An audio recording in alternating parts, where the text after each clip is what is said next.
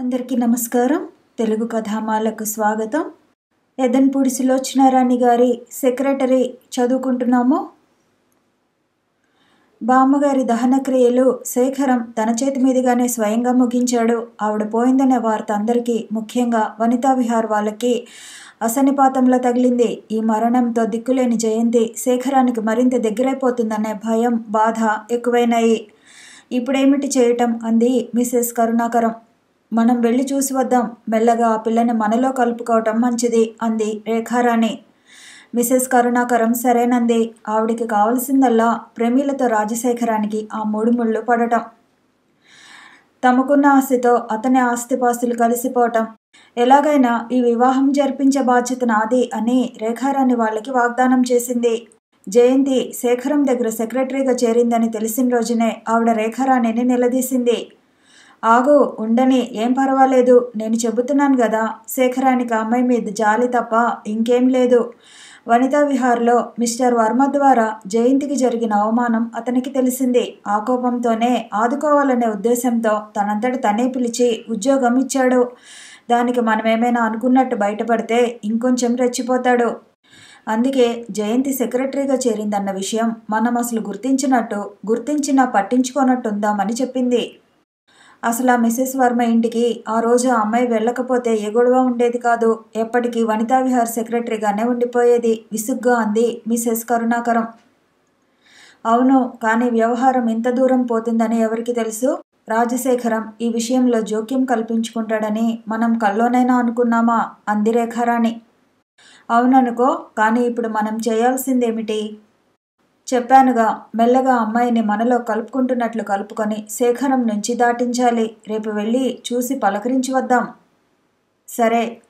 Mrs కరుణాకరానికి Rekha Rani బుర్ర సామాన్యమైంది కాదని తెలుసు. దానిమీద నమ్మకంతోనే ఇంకేమీ అడగలేదు. శేఖరానికి ప్రమీలనివ్వటానికి ఆటంకం కలుగుతుందేమోనన్న భయం సడలలేదు. మనతో పాటు సుమిత్రాదేవిని కూడా కలుపుకుందాం అంది రేఖారాణి ఏదో ఆలోచిస్తూ. రేఖారాణి మర్నాడు ఫోన్ చేసి సుమిత్రాదేవితో మనం వెళ్ళి ఒకసారి జయంతిని చూసి వద్దాం అంది. ఆవిడికి లోతుపాతులేమీ తెలియవు. అవునవును, తప్పకుండా పెడదాం అంది. ఈ మధ్య శేఖరం వనితా విహార్ విషయాల పట్ల చాలా అశ్రద్ధ కనబరుస్తున్నాడు. అది జయంతిని తీసేయటం వల్లనేమో అని ఆవిడ అనుమానం. జయంతి మీద అతనికి ఏమాత్రం ఆసక్తి ఉందని తెలిసినా తను ఆ అమ్మాయిని వదిలేదా? పోనీ ఈ రూపేణా మళ్ళీ కలుపుకోవడం మంచిది అనుకుంది. జయంతిని చూడటానికి వెళ్ళాలి అనుకున్న ఈ ముగ్గురు మనుషుల్లో ఎవరికి వాళ్ళకే వాళ్ళని గురించి స్వార్థపుట ఆలోచనలున్నాయి. కానీ అవి ఏమాత్రం బయటపడకుండా ఎదుటి వాళ్ళ మాటని మన్నిస్తున్నట్లు మాట్లాడుతున్నారు. వాళ్ళంతా వచ్చేసరికి అదృష్టవశాత్తు ఇంట్లో శేఖరం లేడు. జయంతి దగ్గర సునంద, శివరాం ఉన్నారు. వాళ్ళని చూస్తూనే జయంతి కళ్ళు వెడల్పోయినాయి. సునంద జయంతి వైపు చూసింది. శివరాం లేచి సవినయంగా ఆహ్వానించాడు. అందరూ కూర్చున్నారు. అంతటా నిశ్శబ్దం. ఎవరికి ఏం మాట్లాడాలో తోచడం లేదు. చివరికి రేఖారాణి తనే, పాపం, మీకు బామ్మ తప్ప ఇంకెవరూ లేనట్టున్నారు. అది చాలా విషాదమైన సంగతి అంది. జయంతి కళ్ళు వాలిపోయినాయి.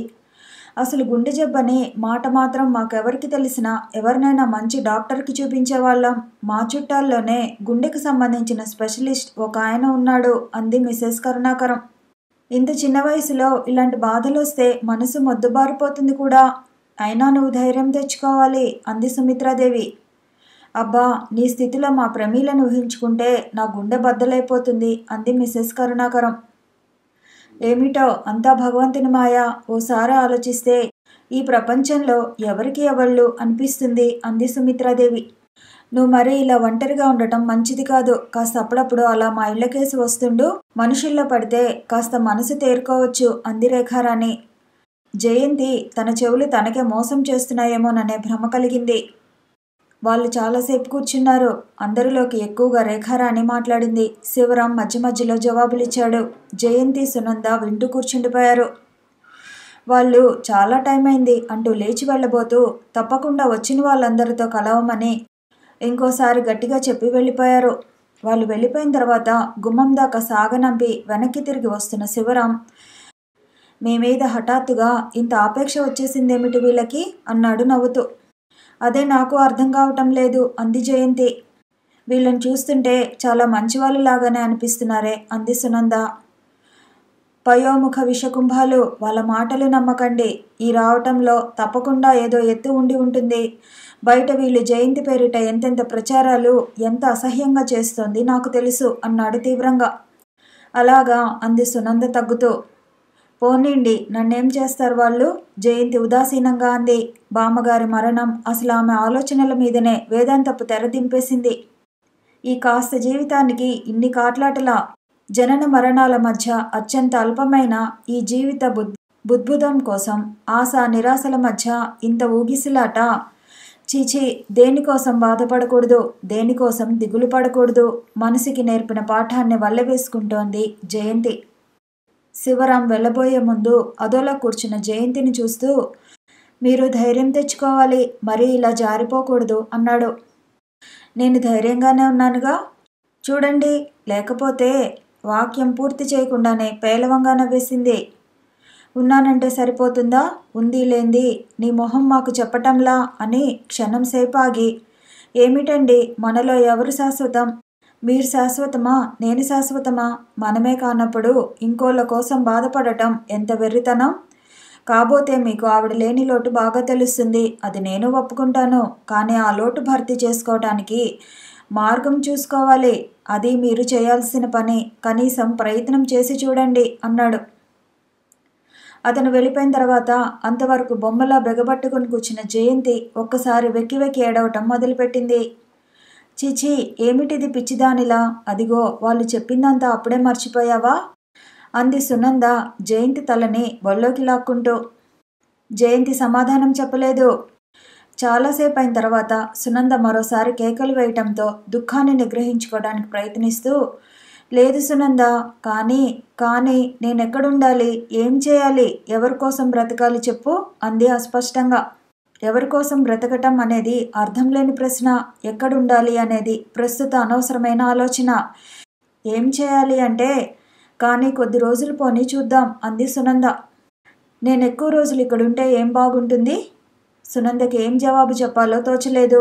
అవును, నిజమే. అవివాహితుడైన శేఖరం దగ్గర ఒంటరిగా ఎక్కువ రోజులుంటే ఎలా ఉంటుంది? ప్రపంచం ఏమనుకుంటుంది? అదేం ఆలోచించడం లేదా? ఒకవేళ ఆలోచించినా జయంతి పరిస్థితుల పట్ల జాలితో పట్టించుకోవటం లేదా? పోన్లే, నువ్వు కొంచెం తేరుకునే వరకు మా ఇంట్లో నా దగ్గర వచ్చి ఉంటావా పోనీ అంది. జయంతి సమాధానం ఇవ్వలేదు. శేఖరం వచ్చే వరకు ఉంది సునంద. బామ్మగారి మరణంతో వాళ్ళ కుటుంబం అతనికి బాగా దగ్గరగా వచ్చింది. సునంద భర్తకి శేఖరం అంటే మొదటి చూపులోనే సదభిప్రాయం ఏర్పడింది. శేఖరం అప్పుడప్పుడు బయట పనుల మీద వెళ్లాల్సి వచ్చినప్పుడు తిరిగి రావటం చాలా ఆలస్యమవుతుంది. సునందకి అనుకున్నప్పుడు కబురు చేస్తాడు. అతను తిరిగి వచ్చే వరకు సునంద జయంతి దగ్గరే ఉంటుంది. శేఖరం వచ్చేసిన తర్వాత సునందని కారిచ్చి ఇంటికి పంపిస్తాడు. ఆ పంపేటప్పుడు అత్తగారికి పళ్ళు, పిల్లలకి బిస్కెట్లు బుట్ట నిండా ఉంటాయి. ప్రతిరోజు ఏమిటండి ఇవన్నీ? శేఖరం ఇచ్చినవి తీసుకోవటానికి బిడేపడుతూ అంది సునంద.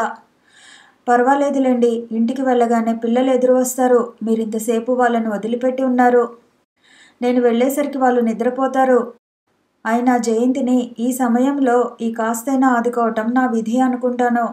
జయంతి నాకు స్నేహితురాలు. ఆ సంగతి మీరు మర్చిపోతున్నారులా ఉంది. లేదు, కానీ ఒకరికి సహాయపడటంలో మనకి ఇబ్బంది కలగకుండా చూసుకోవాలిగా అని కాసేపు ఆగి, ప్రస్తుతం ఆమెకి మీకంటే దగ్గర వాళ్ళు ఎవరూ లేరు. మీరు సాధ్యమైనంత వరకు ఆమెతో గడపడానికి ప్రయత్నించండి. దానివల్ల మీకే ఇబ్బంది కలగకుండా చూడటం నా విధి అని నేను అనుకుంటాను అంటూ పళ్ళబుట్ట డ్రైవర్ని కారులో పెట్టమని సునందతో, నా తృప్తి కోసం నేనేదో ఇస్తుంటాను, దాన్ని మీరు కాదనకూడదు. పిల్లలకి మామయ్య పంపాడని చెప్పండి అన్నాడు. కారు వెళ్ళిపోయింది. శేఖరం లోపలికి తిరిగి వచ్చాడు. జయంతి కూర్చున్న చోటనే అలాగే బొమ్మలా చలనం లేకుండా ఉంది. భోజనం చేద్దాం రా అన్నాడు శేఖరం. వద్దు. ఎందుకని? నాకు ఆకలి లేదు. సరే, నేను మానేస్తాను. మీరెందుకు మానేయాలి? నువ్వు తినకుండా నేనెలా భోంచేయాలి? జయంతి క్షణంసేపు అతని వైపు చూసి లేచి వచ్చింది. ఇద్దరు భోజనానికి కూర్చున్నారు. ఈరోజు సుమిత్రాదేవి వాళ్ళు వచ్చారు అంది అన్నం కెలుకుతూ. శేఖరం కనుబొమ్మలు కొద్దిగా ముడిపడ్డాయి. కానీ మొహంలో ఏ భావం కనపరచకుండా నెయ్యి కావాలా అని అడిగాడు. వద్దు. కూర వేసుకో. ఉంది చాలు. పోనీ పెరుగు వేసుకో. పెరుగు తీసి జయంతి వద్దని వారించబోయే లోపలే ప్లేట్లో గుమ్మరించేశాడు. కానీ అది జయంతి తిననేలేదు, నంజుతూ కూర్చుంది. భోజనాలైన తర్వాత పడుకోబోయే ముందు నన్ను ఎక్కడికైనా పంపించేయండి అంది. ఎక్కడికెడతావు? ఎక్కడికైనా సరే. ఈ ఇల్లు తప్ప, అవునా అన్నాడు శేఖరం. జయంతి మాట్లాడలేదు. పోనీ నువ్వు ఫలానా చోటని చెప్పు అన్నాడు. సునంద వాళ్ళ ఇంటికి. ఆ ఇంట్లోనా? అంత చిన్న ఇంట్లో ఆ గొడవలో నాకు ఇష్టం లేదు. నువ్వు వెళ్ళబోయే చోటు తప్పకుండా నీకు మనశ్శాంతినిస్తుందని నాకు నమ్మకం కుదరాలి. పోనీ హాస్టల్ అయితే ఆలోచిస్తూ అంది. శేఖరం చేతిలో పుస్తకంలోకి చూస్తుండిపోయాడు. కొద్ది రోజులు అక్కడుంటాను, తర్వాత ఎక్కడైనా ఉద్యోగం దొరికితే ఆ తర్వాత మెల్లగా. జయంతి, ఈ ఇంటి మీద నీకప్పుడే అంత అసహ్యం ఏర్పడిందా, లేకపోతే నా మీద? శేఖరం ఆగిపోయాడు. లేదు లేదు, అసహ్యం నాకెందుకుంటుంది? పైనుంచి నాకు మీరింత సహాయం చేస్తుంటే కళ్ళల్లో నీళ్లు తిరిగాయి. వెంటనే దిండులో మొహం దాచేసుకుంది. శేఖరం పుస్తకం మూసి పక్కగా పెట్టి లేచి దగ్గరగా వచ్చాడు. చూడు, కొద్ది రోజులు ప్రయత్నం చేయి. ఈ ఇంటిలో ఉండటం అలవాటు చేసుకోగలవేమో. జయంతి మాట్లాడలేదు, పడుకుంది. తనకి నిద్ర పట్టిందని తెలుసుకునే వరకు అతను వెళ్ళడు. ఆ సంగతి జయంతికి తెలుసు. అంతవరకు ఎంత రాత్రైనా సరే అలా పడకుర్చీలో పడుకుని ఆ నీలిరంగు షేడ్ లైట్ క్రింద చదువుకుంటూనే ఉంటాడు. అందుకే ఈరోజు కళ్ళు మూసుకుని నిద్రపోయినట్టు పడుకుంది. చాలాసేపైన తర్వాత అతను లేచి దగ్గరగా వచ్చి చూశాడు. నిద్రపోయిందనుకుని తల క్రింద దిళ్లు సరిచేశాడు. ఆ సరిచేసేటప్పుడు అతను నిట్టూర్పు విడవటం జయంతి గమనించకపోలేదు. దుప్పటి కప్పి లైట్ తీసేసి తలుపులు శబ్దం కాకుండా దగ్గరగా వేసి వెళ్ళిపోయాడు. అతను వెళ్ళిపోగానే కళ్ళు తెరిచింది. ఎన్నాళ్ళిలా మరో ఆడదిక్కులేని ఈ ఇంటిలో ఒంటరిగా ఇన్ని రాత్రులు పవిత్రంగా గడపాలంటే లోకం నమ్ముతుందా?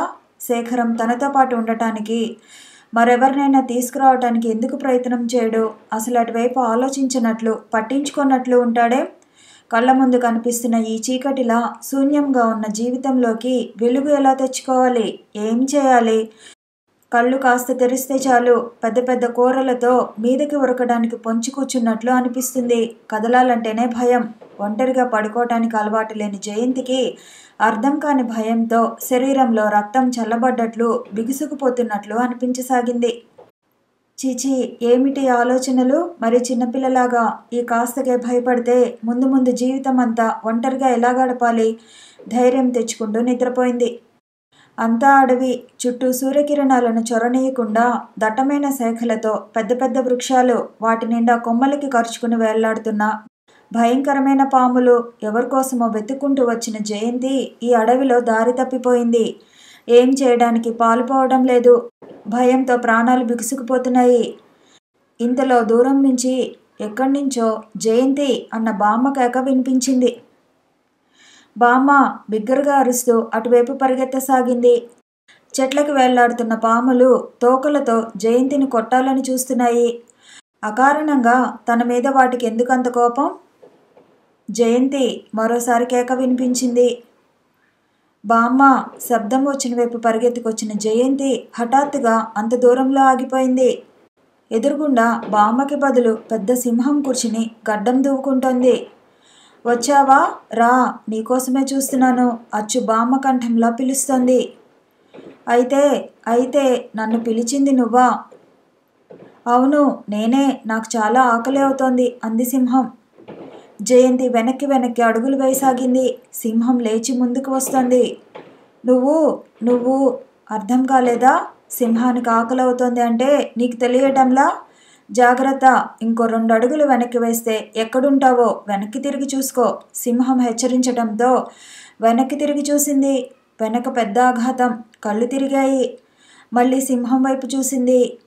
ఇప్పుడెక్కడికి వెడతావు? వెకిలిగా ఇకిలించింది సింహం. వద్దు 2 చేతులు జాపి వద్దన్నట్లు ఏడవసాగింది. ఏడిస్తే నాకేం జాలి కలగదు, నేను సింహాన్ని. సింహం మీదికి వస్తోంది. కంగారుతో భయంగా వెనక్కి అడుగులు వేసింది. అప్పుడు గుర్తుకొచ్చింది అఘాతం ఉందని. అప్పటికే కాళ్ళ క్రింద భూమి లేదు. శరీరం గాలిలో తేలిపోసాగింది. భయంతో కెవ్వుమంది. ఈ లోపలే అఘాతంలో పడకముందే ఎవరో 2 చేతులతో జాపి బలంగా పట్టుకున్నారు. జయంతి ఈసారి మరింత బిగ్గరగా కెవ్వుమంది. జయంతి, జయంతి, శేఖరం ఆదుర్దాగా పిలుస్తున్నాడు. వదులు, వదులు, ఎవరు, ఎవరు, కలో మెలకువో అర్థం కాని పరిస్థితిలో పెనుగులాడుతూ అంది. జయంతి శేఖరం చేతులు ఉక్కు కడ్డీలా కదలకుండా బంధించడంతో అప్పటికి మెలకువ వచ్చింది. అంత భయపడుతున్నావేమిటి? ఆదుర్ద నిండిన స్వరంతో అడుగుతున్నాడు అతను. ప్రక్కన నిలబడి వికృతంగా నవ్వుతున్న సింహం మెల్లగా క్రమేపీ అదృశ్యమై నీలం రంగు లైటులా మారింది. మీరు మీరు ముఖం నిండా పట్టిన చెమటలతో బెదురుతున్న కళ్ళతో అస్పష్టంగా అంది. ఏమిటది? కలేమైనా వచ్చిందా? జయంతి తలను దగ్గరకు తీసుకుని గుండెలు కాంచుకుంటూ అన్నాడు శేఖరం. అవును, అవును. అబ్బా, ఎంత భయం వేసింది. జయంతి గుండెలు ఇంకా దడదడ కొట్టుకుంటూనే ఉన్నాయి. ఏం కల అది? ఎంత బిగ్గరగా కెవ్వమన్నావో తెలుసా? మీ నిద్ర చెడగొట్టానా? నీరసంగా అంది. లేదు, నేను ఇంకా నిద్రపోలేదు. ఇప్పుడిప్పుడే పడుతోంది. నీ కేకలు విని పరిగెత్తుకొచ్చాను. ఇంకా నయం, తలుపులు దగ్గరగా వేసి ఉన్నాయి కాబట్టి సరిపోయింది. జయంతి నుదుటి నిండా పట్టిన చెమటని మెల్లగా తుడుస్తూ అన్నాడు. చాలా భయం వేసింది. అసలు చీకటిని చూస్తేనే భయంగా ఉంది. నాకు చెప్పలేదేం? ఇంక నుంచి తెల్లవారులు లైటు ఉంచుతాలే. జయంతి మాట్లాడలేదు. కలను గూర్చి ఆలోచిస్తోంది మనసు. ఏం కల అది? చెప్పు. పెద్ద అడవి. అడవిలో చెట్లకి పెద్ద పెద్ద పాములు వేళ్లాడుతున్నాయి. అవి నిన్ను కరిచాయా? లేదు. ఇంతలో బామ్మ పిలుపు వినిపించింది. బామ్మ? అవును. పిలిస్తే నేను పరిగెత్తుకుంటూ వెళ్ళాను. కానీ అక్కడికి బామ్మకి బదులు పెద్ద సింహం ఉంది. చెబుతుంటేనే జయంతి ఒళ్ళు భయంతో జలధరించింది. ఆ జలధరింపును గుర్తించిన శేఖరం చేతులు మరింత దగ్గరికి తీసుకుని పొదవి పట్టుకున్నాయి. అప్పుడేమైంది? అది నీ మీదకి ఉరికిందా? ఊహో, దాన్ని చూసి భయపడి నేను వెనక్కి వెనక్కి నడుస్తున్నాను. వెనకే ముందో చూసుకో ఓసారి అంది. నేను వెనక్కి తిరిగి చూశాను. శేఖరం వింటుండిపోయాడు. వెనక ఇంకో 2 అడుగులు వేస్తే పెద్ద అఘాతం ఉంది. దాన్ని చూస్తేనే కళ్ళు తిరిగాయి. వెనక్కి తిరిగి సింహం వైపు చూస్తే అది నా మీదకి వస్తోంది. నేను వెనక్కి అడుగులు వేస్తూనే ఉన్నాను. అందులో పడిపోయాననే అనుకున్నాను. కానీ ఎవరో బలంగా పట్టుకుని ఆపారు. గబగబా చెబుతున్న జయంతి ఊపిరి పీల్చుకోవటం కోసం ఆగింది. ఎంత చిత్రమైన కళ అన్నాడు శేఖరం. ఇంకా చిత్రమేమిటంటే ఆ చేతులు ఇప్పుడు మీరలా పట్టుకున్నట్లే ఉన్నాయి. ఈ మాటలు వింటుంటే జయంతి భుజాల చుట్టూ ఉన్న శేఖరం చేతులు అనుకోకుండా గట్టిగా బిగుసుకున్నాయి. జయంతి మాట్లాడడం మానేసింది. శేఖరం ఆలోచిస్తూ ఉండిపోయాడు. ఉక్కు కడ్డీల్లా ఉన్న అతని చేతుల మధ్య అలా ఉంటుంటే అదేదో పెద్ద కోటగోడ మధ్య ఉన్నట్లుగా ఉంది. అతని ఛాతిని ఆనుకుని ఉన్న జయంతి చెవికి నిశ్చలంగా కొట్టుకుంటున్న అతని గుండె క్రమబద్ధంగా వినిపిస్తోంది. అదలా వింటుంటే చాలా నిబ్బరంగా, నిశ్చలంగా ఉంది. అలాగే అతని చేతుల మధ్య నిద్రపోనిస్తే బాగుండుననిపించింది. కానీ అతనికి ఇదేం తెలియనట్టు మెల్లగా జయంతిని జరిపి దిండు మీద తలపెట్టాడు. జయంతి, ఇది చెప్పు. మొట్టమొదటిసారి వనితా విహార్లో మనం కలుసుకున్నప్పుడు కుర్చీ మీద వాలిపోయి ఉన్న నిన్ను లేపబోయే నా చేతిని గట్టిగా 2 చేతులతో పట్టుకున్నావు, గుర్తుందా? జయంతి గుర్తున్నట్లు తలూపింది. అవును. ఎంత చిత్రం. అప్పుడు ఒంటరిగా దిగులుగా ఉన్న తన మీదకి వంగి ఎవరో నీవు కావాలి, కావాలి జయంతి అన్నట్లు వినిపించింది. కళ్ళు తెరిస్తే ఎదురుగుండా రాజశేఖరం. అప్పటి రాజశేఖరం, ఇప్పుడు ఈ క్షణంలో ఎదురుగుండా నిలబడిన ఈ రాజశేఖరం అచ్చు ఒకలాగానే ఉన్నారు. చెప్పు, అప్పుడు కూడా నీకేదో కల వచ్చింది కదూ? జయంతి మాట్లాడలేదు. చెప్పు, గుర్తులేదా? గుర్తులేదన్నట్లు తలూపింది. వచ్చిన ప్రతి కళ, ప్రతిదీ నిజం కాకపోయినా కొన్ని సంఘటనలు భవిష్యత్తులో జరగబోయే వాటికి సూచనలుగా కనిపిస్తుంటాయి. జయంతి, నువ్వు నాకొకటి వాగ్దానం చేయాలి. ఏమిటన్నట్లు చూసింది. ముందు ముందు జరగబోయే జీవితంలో నీకెలాంటి విసుగు కలిగినా నువ్వు నా నీడని వదలకూడదు. వదలనని వాగ్దానం చేయి. శేఖరం చేయి జాచాడు. క్షణం సేపు అతని వైపు పరీక్షగా చూసిన జయంతి మెల్లగా చేయి తీసి అతని చేతిలో ఉంచింది. నాకు సాధ్యమైనంత వరకు నీకే నొప్పి కలిగించకుండా ఉండటానికి జాగ్రత్త పడతాను. ఒకవేళ నాకు తెలుసో తెలియకో నీకేదైనా బాధ అనిపిస్తే నేరుగా వచ్చి నా ముఖం మీద అడిగేసేయి. అడిగేస్తావు కదూ? జయంతి సమాధానం చెప్పలేదు. అతను తన చేతిలో ఉన్న పల్చటి అరచేతిని పరిశీలిస్తూ, పోనీ సునంద వాళ్ళని మన ఇంట్లో వచ్చి ఉండమంటే అన్నాడు.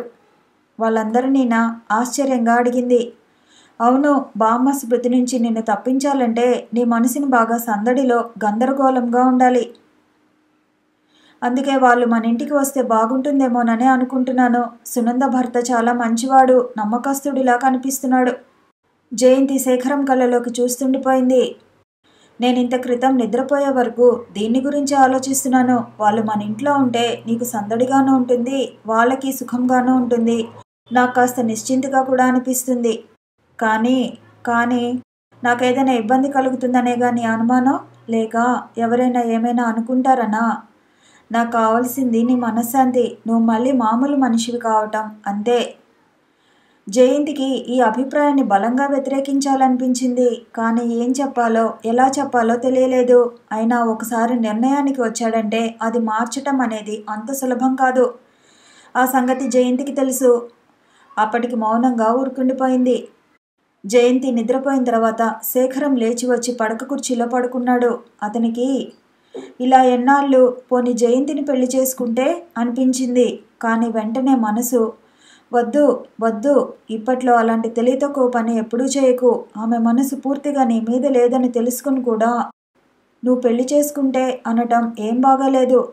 అతను చూసుకుని ఆదుకున్నాను అనే నెపంతో ఆలోచించేందుకు అవకాశం ఇవ్వకుండా బందీ చేశావని జయంతి ముందు ముందు నిన్ను అపార్థం చేసుకోవచ్చు. ఎంతకాలం అయినా సరే ఆమె మనసులో నీ పట్ల గల దురభిప్రాయాలు తొలగిపోని. నీకు చేతనైతే సాధ్యమైనంత త్వరలో ఆ మాలిన్యం కడిగేసేందుకు ప్రయత్నించు. అంతేగాని వివాహం మాట తలపెట్టకు. అపార్థాలతో మొదలైన వివాహాలు అనర్థాలకి దారితీస్తాయి. అందులో అశాంతి తప్ప సుఖముండదు అని గట్టిగా హెచ్చరించింది. అదిగాకుండా జయంతిలో వయసు వికసించినా మనసు వికసించలేదు. పసితనం పూర్తిగా పోలేదు. ఇందాక నువ్వు అంత దగ్గరగా, అంత గట్టిగా హృదయానికి హత్తుకున్నావు. అప్పుడు నీ వైపు చూసిన ఆ మొహంలో స్త్రీ పొందుతున్న గగురుపాటు గాని, అనుభూతి గాని నీకేమైనా కనిపించిందా? వద్దు వద్దు, పొరబడుతున్నావు. నీకు చేతనైతే సున్నితంగా ఆమెలో స్త్రీత్వాన్ని మేలుకొల్పే ఉపాయాలు చేసుకో అంటూ వివేకం కూడా వంతపాడింది. జయంతి, ఏమిటది? శేఖరం మా వారిని పిలిచి మీరంతా కుటుంబంతో సహా వచ్చి మా ఇంట్లో ఉండండి అన్నట్టు మాట్లాడాడుట అంది సునంద మర్నాడు సాయంత్రం. ఆయనకి మతిపోయింది. పల్లబిగువన వచ్చింది సమాధానం. అంటే అర్థం కానట్టు చూసింది సునంద. ఏం లేదు సునంద, నేను వచ్చి మీ ఇంట్లో ఉంటానంటే వద్దని మీ అందరినీ వచ్చి ఇక్కడ ఉండమంటున్నాడు. నాకు సందడి కావాలట, అది ఆయన గారి ఉద్దేశం. జయంతి సునంద చేతి మీద చేయి వేస్తూ, సునంద, అతను నన్నేదో మనిషిని చేయాలనే ఉద్దేశంతో ఏవేవో ఊహిస్తున్నాడు. అవన్నీ మీరు పట్టించుకోవద్దు. అతనికి లోకంతో లెక్కలేకపోవచ్చు. కానీ మనం ఎలా లెక్క చేయకుండా ఉండగలం? అంతా ఏమనుకుంటారు? ఇదంతా మన ఇద్దరి ప్లాన్ అనుకోరు? ఏమిటి నీ ఉద్దేశం? అతను అడిగినంత మాత్రాన మేము వచ్చేసి ఉంటామనే అనుకుంటున్నావా నువ్వు? వెనక్కి తగ్గుతూ అంది సునంద. లేదులే, కానీ మీ ఆయన శేఖరం మాట కాదనలేక ఊ అనేస్తాడేమోనని నా భయం. అలాంటి భయాలు నీకేమీ అవసరం లేదులే. నీకు సందడి కలిగించాలని, ఆదుకోవాలని అనుకుంటే మా ఇంటికే తీసుకెడతాం. ఉన్నంతలో చూసుకుంటాం. అంతేగాని నాకెక్కడికి రావాలని లేదు సునంద, ఇక్కడ ఉండాలని లేదు. మెల్లగా అతన్ని ఒప్పించి ఏ హాస్టల్లోనైనా చేరి ఇక్కడి నుంచి తప్పించుకోవాలని నా ఉద్దేశం. సాధ్యమైనంత త్వరలో అది జరిగి తీరుతుంది కూడా. అది అంత సులభమని నేను అనుకోను అంది సునంద. 2 రోజుల తర్వాత భోజనాల దగ్గర శేఖరం తనే అన్నాడు, మన ఇంటికి వచ్చి ఉండటానికి సునంద ఏమాత్రం ఇష్టపడటం లేదుట. ఏమిటి అభ్యంతరం? నాకెలా తెలుస్తుంది? అందులో నీ ప్రమేయం ఏమీ లేదా అని అడుగుతున్నాను. ఉంటే మటుకు తప్పేముంది? అయినా ఇక్కడ నేనే ఉండబోనప్పుడు. జయంతి ఆగిపోయింది. శేఖరం సూటిగా చూశాడు. నేనెక్కడికైనా హాస్టల్కి వెళ్ళి ఉంటాను అంది అన్నం కెలుకుతూ. అతను మౌనం వహించాడు. హిమాయత్ నగర్లో వర్కింగ్ ఉమెన్ హాస్టల్ ఉందట. అందులో జయంతి వాక్యం పూర్తి చేయనేలేదు. జయంతి, నీకు ఇదివరకు ఒకసారి చెప్పాను, హాస్టల్కి పంపటం ఇష్టం లేదని. ఎందుకు? నువ్వు అందమైన దానివి, అమాయకురాలివి, సరేనా? జయంతి చురుగ్గా తలెత్తింది. శేఖరం మొహంలో పరిహాసం స్పష్టంగా కనిపిస్తోంది. నీకిష్టం ఉన్నా లేకపోయినా కొద్ది రోజులు నువ్వు ఇంట్లో ఉండటం తప్పదు. అది బాగా తెలుసుకో. భోజనం ముగించి చేయి కడుక్కోవడానికి లేచి వెళ్ళిపోయాడు. జయంతి రెప్పవాల్చకుండా అన్నంలోకి చూస్తూ కూర్చుండిపోయింది. ఏమిటి అధికారం? ఎవరిచ్చారు? తను తిరగబడి మాట్లాడలేకపోతుందే. మనసంతా కోపం నింపుకున్న జయంతికి కళ్ళ నిండా నీళ్లు నిండి బుగ్గల మీదికి జారసాగినాయి. శేఖరం లాంటి వాళ్ళు సాధారణంగా మాట్లాడరు. మాట్లాడితే అది అక్షరాల నిజం అని రుజువు చేసుకుంటారు. సునంద ఇష్టపడలేదు. ఎంత ప్రయత్నం చేసినా జయంతి ఆ ఇంట్లోంచి బయటపడే మార్గం తోచలేదు. శేఖరం సునంద భర్తకి అంత క్రితం జయంతి చేసే ఉద్యోగం ఇచ్చాడు. సునంద వాళ్ళ రాకపోకలు ఎక్కువైనాయి.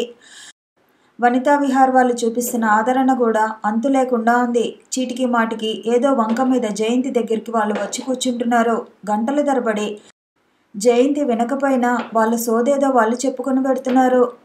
జయంతి 190 సార్లు వెళ్లకుండా తిరస్కరిస్తోంది. అదే చిత్రం. అయినా వాళ్ళు పట్టించుకోవటం లేదు. వాళ్ళకి కావాల్సింది మీరు కాదు, మీ ద్వారా శేఖరం గారు. ఓసారి గొడవంతా జయంతి నోటి నుంచి విని శివరాం నవ్వుతూ అన్నాడు. నిజమే అనుకుంది జయంతి. మరింత అసహ్యం వేసింది. ఉదయం 10 గంటలకి కామేశ్వరమ్మ గారి దగ్గరికి వెళ్ళిన జయంతి సాయంత్రం 4 అయ్యేసరికి ఇంటికి వచ్చింది. వరండా మెట్లెక్కుతుండగా లోపల నుంచి మాటలు వినిపించాయి. ఏం గవర్నమెంట్, ఏం ఆనకట్టలండి.